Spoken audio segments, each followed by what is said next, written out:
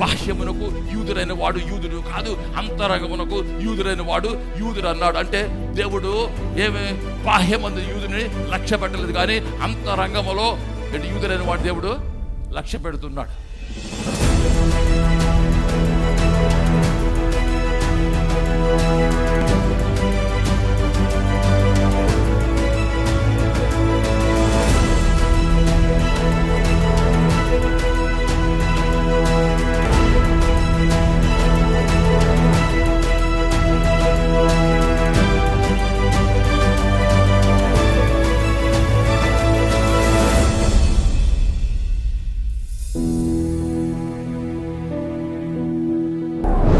అపొస్తలుల కార్యము 2వ అధ్యాయం 47వ వచనాన్ని చూస్తే, ఆనందముతోను నిష్కపటమైన హృదయముతోను ఆహారము పుచ్చుకొనుచుండిరి, మరియు ప్రభు రక్షణ పొందుచున్న వారిని అనుదినము వారితో చేర్చుచుండెను. ఆమేన్. ఈ కార్యాలు ఏమి కార్యాలు? ఈ మందిరం అనేటువంటిది అది అత్యున్నతమైనటువంటి శిఖరం మీద ఉంటుంది. అన్య జనులు ప్రభువుని ఎరుగని వారు, ప్రభువుని ఎరుగని వారు. అన్ని జనులు అంటే ఆ మాట అది మంచి మాట. ఆమేన్. ఏం మాట అన్నాడు? జనులు అనలేదు, ఏమన్నాడు? అన్య జనులు అన్నాడు. అన్య జనులు ఎలా వస్తారు? ప్రవాహం వలె వస్తారు. అంటే అన్య జనులు ప్రవాహం వస్తారంటే, అన్య జనులు అంటే ఏమిటి? అన్య మతం అంటాం. అన్య మతం అంటే ఏమిటి? అన్యులు అంటే ఎవరు? ఇతరులు అని అర్థం అన్యులు అంటే. ఓకే, అంటే అన్య జనులు అంటే అర్థం ఏమిటి? ఇతర జనులు. అంటే ఆ పాత నిబంధన భాషను మనం అర్థం చేసుకుని దానిని వ్యాఖ్యానించాలంటే అన్య జనులు అంటే అర్థం ఏమిటి? మన వంటి వారు కాదు. దేవుడు ఒక కార్యమును చేస్తూ ఉన్నాడు, ఏం చెప్తున్నాడు? నేను ప్రజలను తీసుకువస్తాను, తండోపతండాలుగా తీసుకువస్తాను. వాళ్ళు ఎలా ఉంటారు? మీలాగా ఉండరు, మీ భాష మాట్లాడరు, మీలాగా వస్త్రధారణ చేయరు. వాళ్ళు ఎట్లా ఉంటారు? వాళ్ళకి మీకు మధ్యలో ఏం కనపడుతుంది? తేడా కనపడుతుంది. వాళ్లకు మీకు మధ్యలో వ్యత్యాసం కనబడుతుంది. ఇటువైపు చూస్తే ఎవరు కనపడతారు? యూదులు కనపడతారు. ఇటువైపు చూస్తే అన్య జనులు కనపడతారు. పెద్ద కళలో కంటవలో తప్పు లేదు, కానీ కన్న కళకు సరిపోయినట్టు నీ జీవితము నా జీవితము కూడా ఉండాలి. అది చాలా ప్రాముఖ్యమైనటువంటిది. అది లేకుండా ఏం జరగదు? దర్శన నెరవేర్పనేటువంటిది జరగదు. ఇక్కడ మన అపోస్తలులు రాసిన కార్యములు, అపోస్తలుల కార్యములు, లూకా రాసినటువంటి అపోస్తలుల కార్యము 2వ అధ్యాయం 47వ వచనం చూస్తే, ఆనందముతోను నిష్కపటమైన హృదయములతోను ఆహారము పుచ్చుకొనుచుండిరి, మరియు ప్రభు రక్షణ పొందుచున్న వారిని అనుదినము వారితో చేర్చుచుండెను. ఆమేన్. ఇక్కడ చూడండి, ప్రభువు రక్షణ పొందుచున్న వారిని వారితో చేర్చుచుండెను. ఇక్కడ మనం చూడాల్సింది ఏమిటి? ఈ కార్యం అంతా కూడా జరగటానికి దీనికి వెనుక ఎవరున్నారు? ప్రభువు యొక్క అదృశ్య హస్తం ఉన్నది. సంఘములో ఏదైనా జరుగుతుంది అంటే, మన జీవితాల్లో ఏదైనా జరుగుతుందంటే మనందరూ కూడా ఏం తెలుసు? ఏంటి? వెనుక ప్రభువు యొక్క అదృశ్యమైన హస్తము ఉంది. హల్లెలూయా. ఈనాడు నీవు నేను బ్రతికి ఉన్నామంటే, ఈనాడు ఇలా శ్వాస పీల్చుకున్నామంటే, ఈ రీతిగా నడుస్తున్నామంటే, ఈ రీతిగా భూలోకున్నామంటే, ఇదంతా కూడా ఎవరి యొక్క కృప? ఇది ప్రభు యొక్క కృప. ఆమేన్. సంఘము కట్టేటువంటిది ఎవరు? దేవుడు.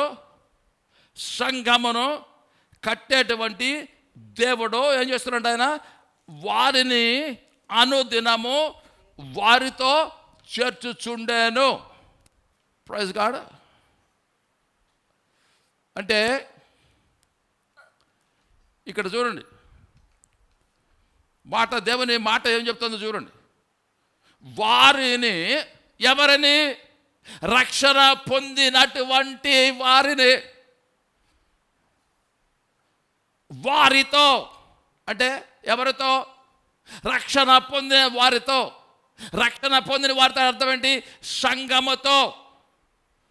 ఏమైనా సంఘముతో చేర్చుచో ఉండెను. దేవుడు చేస్తున్న కార్యమును గమనించండి. ఇక్కడ ఏమిటి?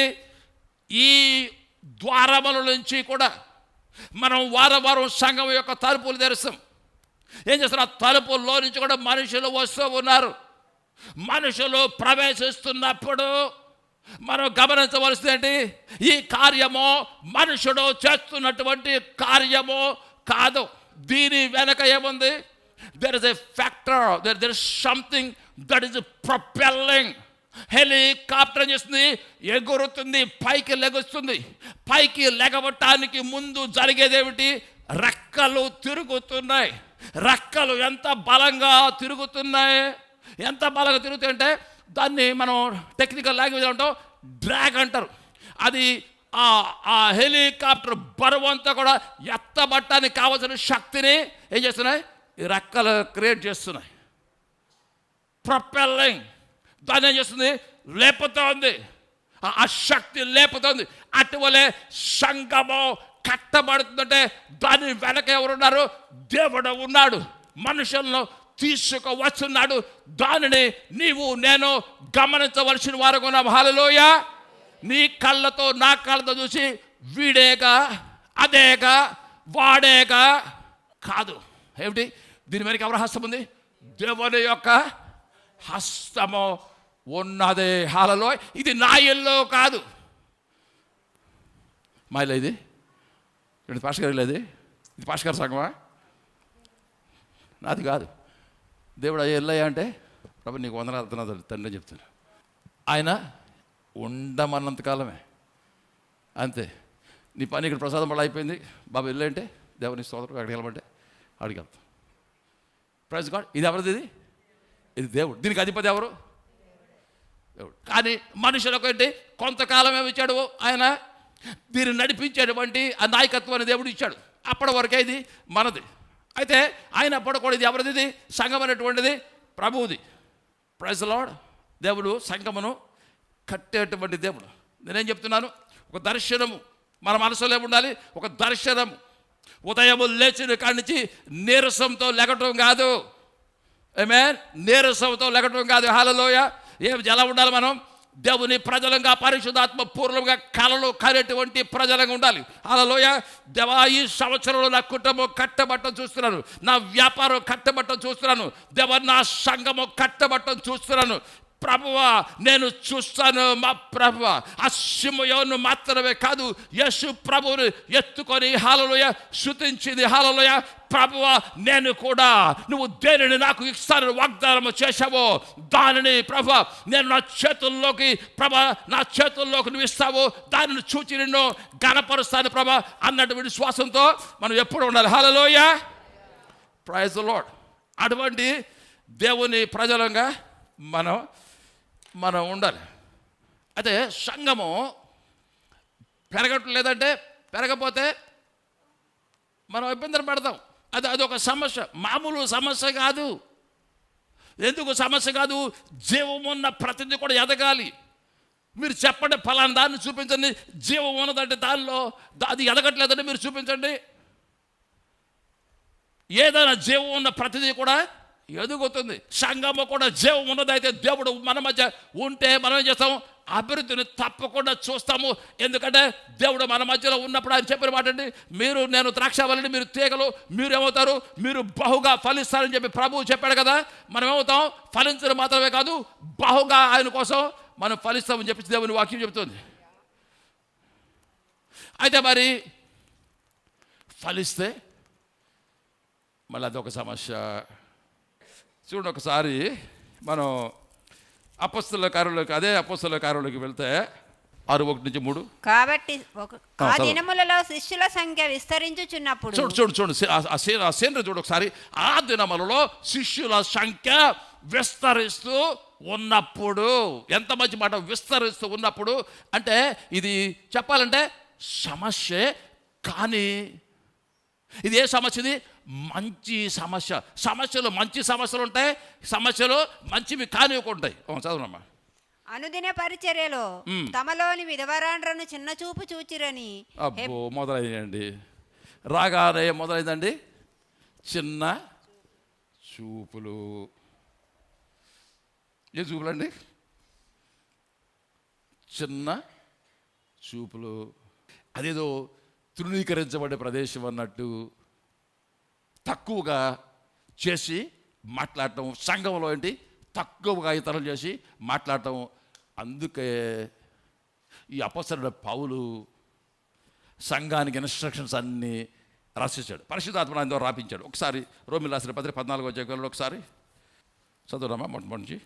విశ్వాసము విషయమై బలహీనుడైన వాణ్ణి చేర్చుకొనుడి, అయినను సంశయములను తీర్చుటకు వాదములను పెట్టుకొనవద్దు. ఒకడు సమస్తమును తినవచ్చునని నమ్ముచున్నాడు, మరి ఒకడు బలహీనుడై ఉండి కూరగాయలనే తినుచున్నాడు. తినువాడు తినని వాని తృణీకరింపకూడదు, తిననివాడు తినువానికి తీర్పు తీర్చకూడదు. ఏలయనగా దేవుడు అతనిని చేర్చుకొనెను. పరుని సేవకునికి తీర్పు తీర్చుటకు నీవెవడవు? అతడు నిలిచియుండుటైనను పడియుండుటైనను అతని సొంత యజమానుని పనియే. అతడు నిలుచును, ప్రభువు అతన్ని నిలబెట్టుటకు శక్తి గలవాడు. ఆమేన్, ఆమేన్. ఇక్కడ చూడండి, మంచి సమస్య వచ్చింది. ఎలా మంచి సమస్య అని చెప్తున్నావు? ఇది మంచి సమస్యలు ఎక్కడ? ఎలా మంచి సమస్య వచ్చింది? ఇది దేనిలో నుంచి వచ్చింది? ఎదుగుదలలో నుంచి కూడా వస్తుంది మంచి సమస్య. మంచి సమస్యలు వస్తాయి. ఎదగకపోతే అది సమస్య, అది మంచి సమస్య కాదు. ఎదగట్లేదంటే ఎదుగుతూ ఉన్నాము, దానిలో సమస్యలు వస్తున్నాయంటే మంచి సమస్యలే. సమస్యలు వస్తాయి, సమస్యలు రావని చెప్పి ఎక్కడ వాక్యం ఎక్కడ కూడా చెప్పలేదు. సమస్యలు వస్తాయి, కానీ సమస్యలను పరిష్కరించుకోవాలి. సమస్యలు పరిష్కరించుకోవాలంటే ఏం చేయాలి? మన మనసు మారాలి. మన మనసు మారి రూపాంతరం చెందాలి. ఆ రూపాంతరం చెందాలి. అందుకని అపొస్తలుడైన పౌలు ఈయన రాస్తున్నాడు. ఆయనకు తెలుసు, ఏం తెలుసు? దేవుని సంఘం అభివృద్ధి చెందుతుంది. దేవుని సంఘంలోకి ఏమిటి, తాను అపొస్తలుగా పనిచేసినటువంటి అన్ని జనులు అనేక మంది వస్తారు, అనేక బ్యాక్గ్రౌండ్స్ నుంచి వస్తారు, అనేక వంశాల నుంచి వస్తారు, అనేక భాషలు మాట్లాడే వాళ్ళు వస్తారు, విభిన్న జాతులు, విభిన్న సంస్కృతుల ప్రజలు దేవుని సంఘములకి వస్తారన్నటువంటిది ఆయనకి తెలుసు. ప్రియమైన దేవుని బిడ్డారు, ఇక్కడ మనం దేవునితో కూడా సంతోషించే వాళ్ళం ఉండాలి, దేవునితో కూడా మనం ఆనందించే వాళ్ళం ఉండాలి. దేవుడు భిన్న సంస్కృతులను చూచి ఆనందించేటువంటి దేవుడు. భిన్న సంస్కృతుల వారు, భిన్న భాషల వారు, భిన్న దేశముల వారు దేవుని సన్నిధికి వచ్చినప్పుడు హల్లెలూయ ఆయనకి ఆనందం. ఆనాడు పెంతెకోస్తు దినమున కూడా హల్లెలూయ ఒక్క జాతి భాష మాట్లాడేవాళ్ళు కాదు, అనేక భాషలు మాట్లాడేవాళ్ళు అక్కడ ఉన్నారు. నేనంటాను, దేవుడు పరిశుద్ధాత్మను వారి మీద క్రొమ్మరించాడు, ఒక్క జాతి భాష మాట్లాడే వాళ్ళ మీద కాదు. హల్లెలూయ, హల్లెలూయ. దేవుని ప్రజలుగా భిన్నత్వాన్ని మనం అభినందించేటువంటి వారంగా మీకు ఉండాలి. దేవుడు కోరుకుంది సంఘాన్ని ఎట్లాంటి సంఘాన్ని కోరుకున్నాడు? అలా హోమోజినస్, ఒక్క గ్రూపు సంఘమును కాదు కోరుకున్నది. దేవుడు విభిన్న జాతులను కోరుకున్నాడు, చదువు లేని వాళ్ళని కోరుకున్నాడు, చదువు ఉన్న వారిని కోరుకున్నాడు, పండితులను కోరుకున్నాడు, పామరులను కోరుకున్నాడు. దేవుడు నల్లవారిని కోరుకున్నాడు, పొట్టి వారిని కోరుకున్నాడు, పొడుగు వారిని కోరుకున్నాడు, సన్నగున్న వారిని కోరుకున్నాడు, లావుగున్న వారిని కోరుకున్నాడు. దేవుడు అందరిని కూడా కోరుకున్నాడు. అంటే దేవుడు ఏంటి, బాహ్యం మీద అంత ఏం పెట్టలేదు, అంత ప్రాధాన్యత పెట్టలేదు. అందుకే దేవుడు ఏమన్నాడు? దేవుని వాక్యం ఏం చెప్తుంది? అంతరంగమైనటువంటి ఆ సౌందర్యము, అది నిజమైనటువంటి సౌందర్యము, అది బాహ్య సంబంధమైన సౌందర్యము. అది చెప్పాలంటే అది ఒక విధంగా సౌందర్యము కాదన్నట్టు దేవుని వాక్యము చెబుతుంది. అందుకే ఏమన్నాడు అపొస్తలుడైన పౌలు? బాహ్యమునకు యూదుడైన వాడు యూదుడు కాదు, అంతరంగమునకు యూదుడైన వాడు యూదుడు అన్నాడు. అంటే దేవుడు ఏమి బాహ్యమందు యూదుని లక్ష్య పెట్టలేదు, కానీ అంతరంగములో ఏంటి యూదుడైన వాడు దేవుడు లక్ష్య పెడుతున్నాడు. Praise the Lord. అయితే ఇక్కడ మనం చూడవలసింది, ఎన్ని రకాలుగా వ్యత్యాసమైనటువంటిది సంఘాల్లో కనపడుతుందో. ఏం కనపడుతుంది సంఘాల్లో? ఎన్ని రకాలుగా వ్యత్యాసం కనపడుతుందో. భాషలో ఏముంది? వ్యత్యాసం ఉంది. ఇక్కడ అపొస్తలుడైన పౌలు వ్యత్యాసం గురించి మాట్లాడుతూ విశ్వాసములో కూడా వ్యత్యాసం ఉంటుందంట. అయితే ఆ వ్యత్యాసం గురించి ఒక మాట చెప్తూ, ఒకటేమో బలహీన విశ్వాసం అంటాడు, ఇంకోటేమో బలమైన విశ్వాసం అంటాడు. అయితే ఆశ్చర్యం ఏమిటంటే, బలహీనమైన విశ్వాసము కలిగిన వాడు ఎందుకు బలహీనమైన విశ్వాసం కలిగి ఉన్నాడు అంటే, ప్రభువును కనపరచడానికే బలహీనమైన విశ్వాసం కలిగి ఉన్నాడు. నేను చెప్తాను అదేంటో తేడా ఏంటో. అయితే బలమైన విశ్వాసం కలిగి ఉన్నాడు. ఎందుకు బలమైన విశ్వాసాన్ని కలిగి ఉన్నాడంటే, ఎందుకు కలిగి ఉన్నాడు? ప్రభువును కనపరచడానికే కలిగి ఉన్నాడు. అయితే బలహీనమైన విశ్వాసం కలిగిన వాడిని ఎవరిని అంటున్నాడు? మరి మాంసాహారం తిన్నవాడిని బలహీన విశ్వాసం కలవాడు అంటున్నాడు. మాంసాహారం తినేటువంటి వాడిని బలమైన విశ్వాసం కలవాడు అంటున్నాడు. అయితే ఆశ్చర్యం ఏమంటున్నాడంటే, ఇద్దరిని బట్టి ఏమంటున్నాడంటే, ఇద్దరు బలహీనమైన విశ్వాసం కలిగిన వాడు మాంసం తినట్లేదు. ఎందుకు తినట్లేదంటే, నేను దేవుణ్ణి గణపరుస్తున్నాను కనుక నేను తినట్లేదు. నేను మాంసం తినకుండా దేవుణ్ణి గణపరుస్తాను కనుక నేను తినట్లేదు. అయితే బలమైన విశ్వాసం కలిగి ఉన్నాడు, నేను మాంసం తింటున్నాను ఎందుకని దేవుణ్ణి గణపరుస్తాను తింటున్నాను. ఎందుకంటే ఈ భూలోకంలో ప్రార్థన చేత శుద్ధి చేయబడింది ఏది కూడా లేదు. నేను ప్రార్థన చేశానంటే ఏమైపోతుంది? ఏ జంతువైనా, ఏమన్నాను, ఏ జంతువైనా, బీఫ్ అయినా, పోర్క్ అయినా నేను ప్రార్థన చేశానంటే శుద్ధ అయిపోతుంది. నేను శుభ్రంగా భోజనం చేస్తున్నాడు. అపొస్తలుడైన పౌలు ఏమన్నాడు?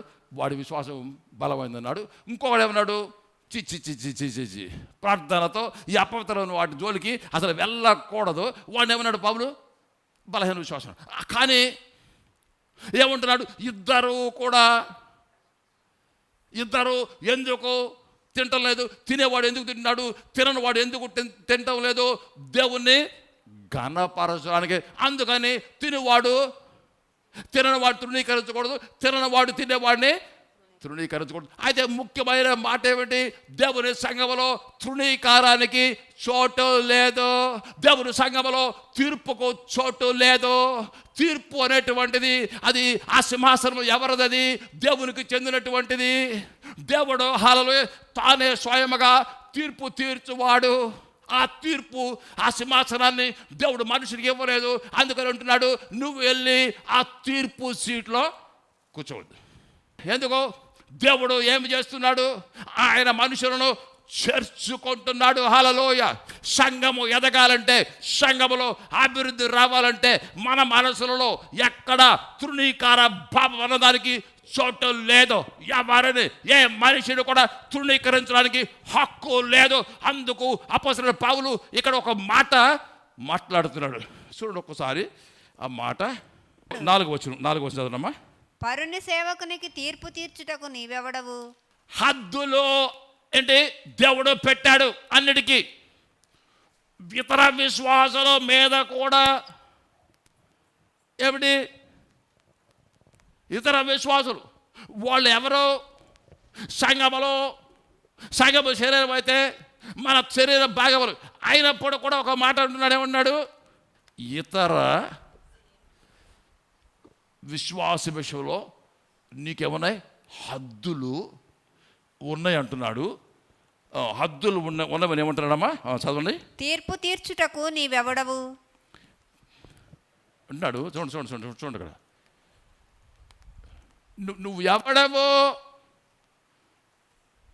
చాలా బలం. నువ్వు ఎవడవో తీర్పు ఎప్పుడు చెబుతావు? ఇప్పుడు మనం ఇక్కడ పోలీస్ స్టేషన్ ఉందంటే, ఎక్కడ పోలీస్ స్టేషన్ ఉంది? పడబడి పోలీస్ స్టేషన్ కిందకి వస్తాం మనం. జ్యూరిస్డిక్షన్ అంటాం. ఆ జ్యూరిస్డిక్షన్లోకి ఏం చేస్తాం? ఏమైనా జరిగితే వారికి అధికారం ఉంది. కొన్నిసార్లు మనం ఏమనుకుంటాం? అందరి మీద అందరూ నా జ్యూరిస్డిక్షన్లోనే ఉన్నారు. లీగల్ భాష. ఏ మనిషి ఎవడో నీ జ్యూరిస్డిక్షన్లో లేడు. తీర్పు తీర్చడానికి ఎవరిని దేవుడు నీ జ్యూరిస్డిక్షన్లో తెచ్చి వీడి మీద తీర్పు తీర్చమని చెప్పలేదు. మీకు తెలుసు కదా జ్యూరిస్డిక్షన్ అన్నమాట. నీ జ్యూరిస్డిక్షన్లోకి ఎవరిని తీసుకున్నారు తీర్పు తీర్చమని. తీర్పు ఎవరికి చెందింది? దేవునికి చెందినటువంటిది. అందుకని అన్నాడు, హద్దులు దాటి ఆ బౌండరీలోకి ఏం చేస్తారు మన వాళ్ళు? కొన్నిసార్లు స్థలాలకు 4 గోడలు కడతారు.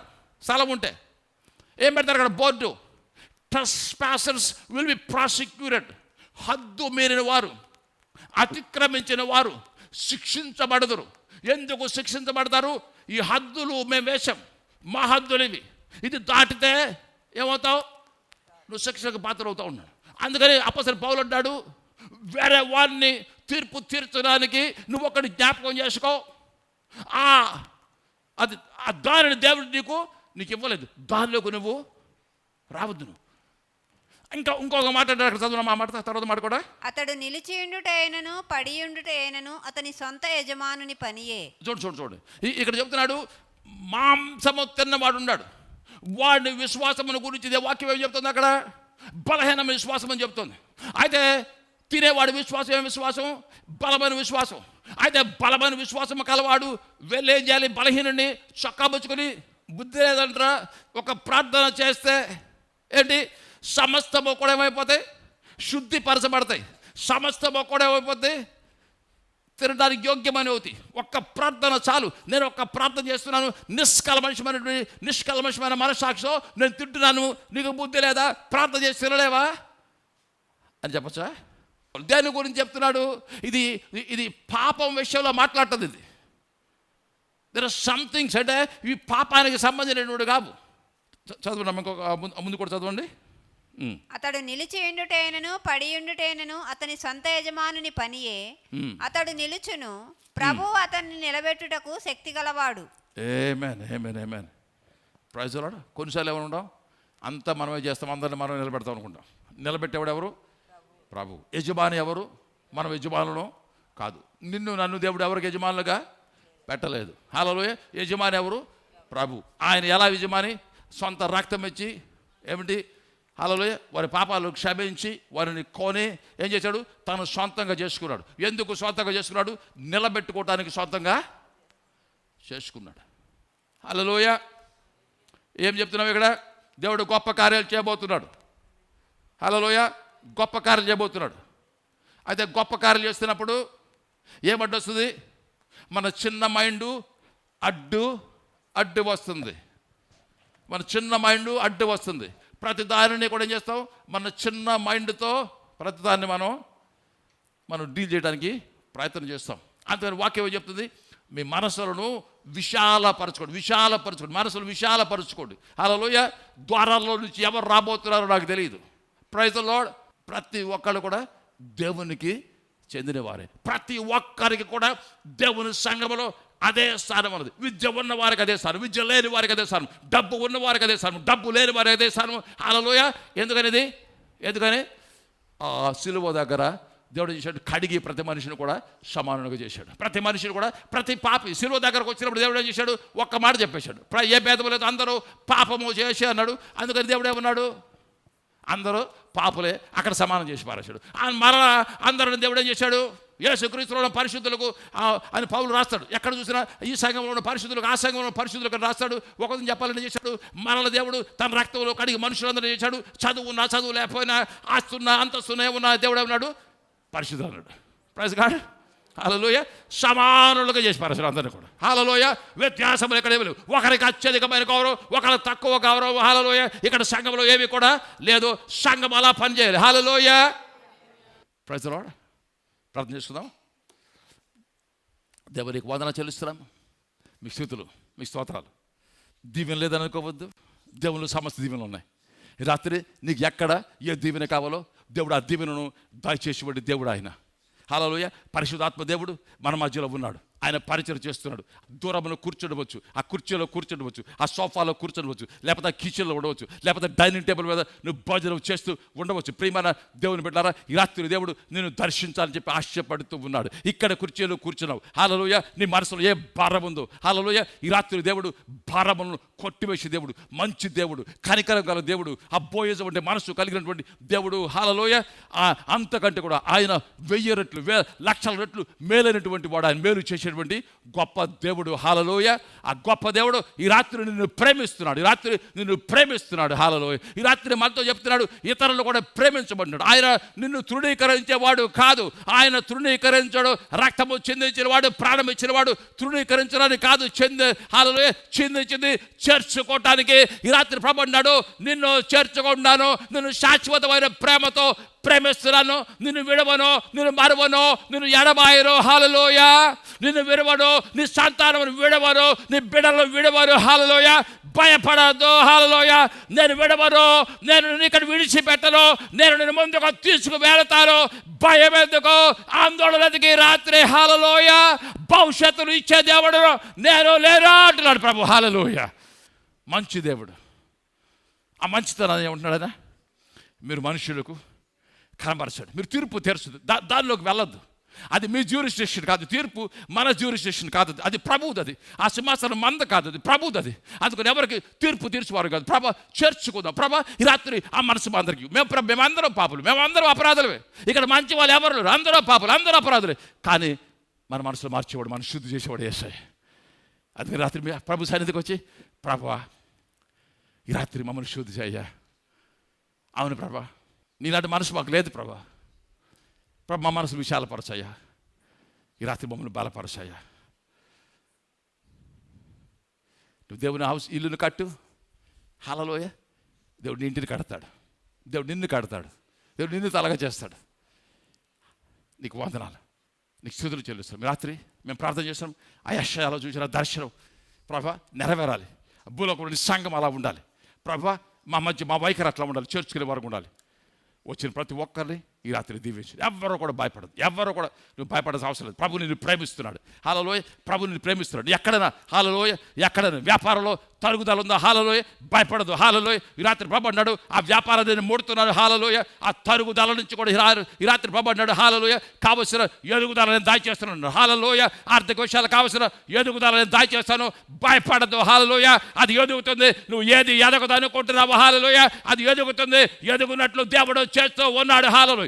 ఏది సంతోషం లేదనుకున్నావో దాని నుంచి కూడా సంతోషంలో తీసుకొని వచ్చే దేవుడు ఆయన. రాత్రి నీకు వందనాలు. అంత మంచి దేవుడు మన యేసయ్య. అంత మంచి దేవుడు యేసయ్య. ఎంత మంచి దేవుడు మన యేసయ్య. హల్లెలూయా. అంత మంచి దేవుడు మన యేసయ్య. హల్లెలూయా. నీకు వందనాలు. నేను ఖండించే దేవుడు కాదు, నేను తృణీకరించే దేవుడు కాదు, చేర్చుకునే దేవుడు. ఈ రాత్రి చేర్చుకుంటున్నాడు. నీ దోషాలు క్షమిస్తున్నాడు. మన దోషాలు ఈ రాత్రి క్షమిస్తున్నాడు ఆయన. నీకు వందనాలు. నీ కుటుంబాన్ని కూడా అలాగే చేర్చుకో. ప్రేమించు, ప్రేమించు. కనికరంతో మాట్లాడు, వాత్సల్యంతో మాట్లాడు. మీకు వందనాలు మన ఆయన. మీరు దర్శించండి. బిడ్డలు తమ గృహాలకు వెళ్తుండగా నీ కృప వారికి దాచేయండి. ప్రతి ఒక్కరిని దీవించమని మా కొద్ది మనలో అందుకోమని యేసు నామములో వేడుకుంటూ ఉన్నాము తండ్రి. ఆమేన్, ఆమేన్, ఆమేన్.